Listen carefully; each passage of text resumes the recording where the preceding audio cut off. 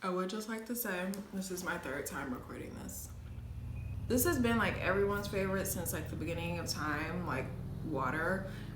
This is the Mario Badescu facial spray. I love this spray. It's multi-purpose. I use this in the summertime in place of a moisturizer. I use this like while I'm doing my makeup to like add moisture so that everything blends properly. I use this as a setting spray. Like it just works for everything really, and it's inexpensive. I believe this bottle is like $7. Next, we have the infamous blue tube. If you are on Instagram and not living under a rock, you have seen this blue tube. I kind of thought this was all hype when I saw it initially, because a lot of times influencers will come out with products and they're not all they're said to be.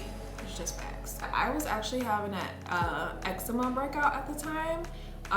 And usually when my eczema flares up, it comes up right on my eyelids and underneath my eyes and really bad dry patches. I used this maybe for like a week straight and it cleared it up like right away.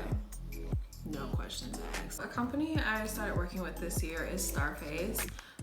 These are acne patches, so everybody knows, it's no secret, I have really problematic skin and my skin will break out like that for no reason at all. I can be nice to it, it'll still break out. So these are acne patches that help speed up the healing process of any like blemishes you might have.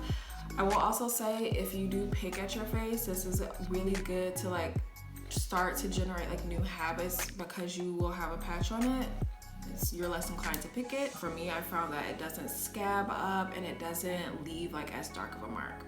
So this is like how it comes, and then like you just open it up, there's a little mirror inside of here, and then you get them on a little sheet like this. So this is their Bliss Watermelon Toner.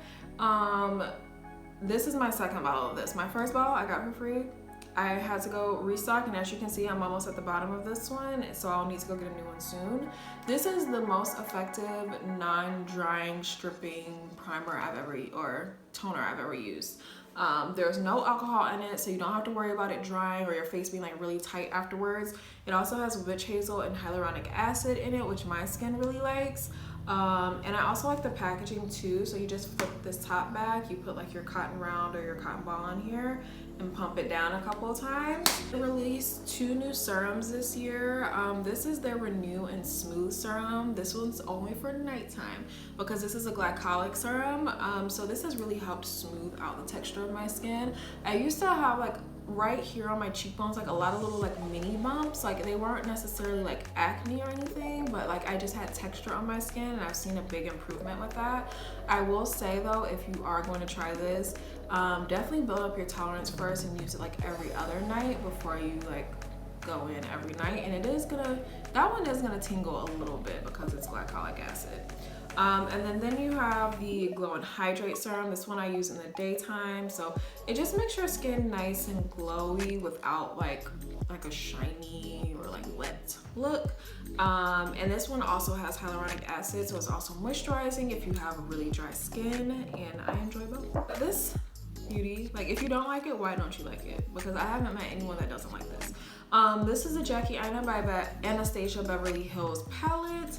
And let's open her up. This is the beautiful palette. Now, the one reason why I like this so much is because this is the first time I've actually used matte shades that were pigmented enough to show up on me. Like I never really did like all matte looks before I started using this palette. Because sometimes like matte shadows can look really ashy if not done correctly on brown skin, and these just show up so nice. My 2 favorite shades are Trust Issues and Zam, which I have both on my lids today. But it's just like such a nice palette. Like pink, Supreme is also another good color that I really like. I didn't think it was gonna show up on me that well, but it does. So yeah, thanks Jackie. You enjoy this. Another hydrating product, that was my theme of 2019, was hydrating. This is the Fenty Hydrating Foundation, and I have the shade 440. I solely bought this with the purpose to review for you guys, and then once I started using it, I actually liked it. Like for every day, it shows up really well. Like you can build it up if you want full coverage. I don't typically like that look for every day. But I do build it up like when I'm putting on like a full face of makeup. Like right now I have it on and I'm really enjoying it.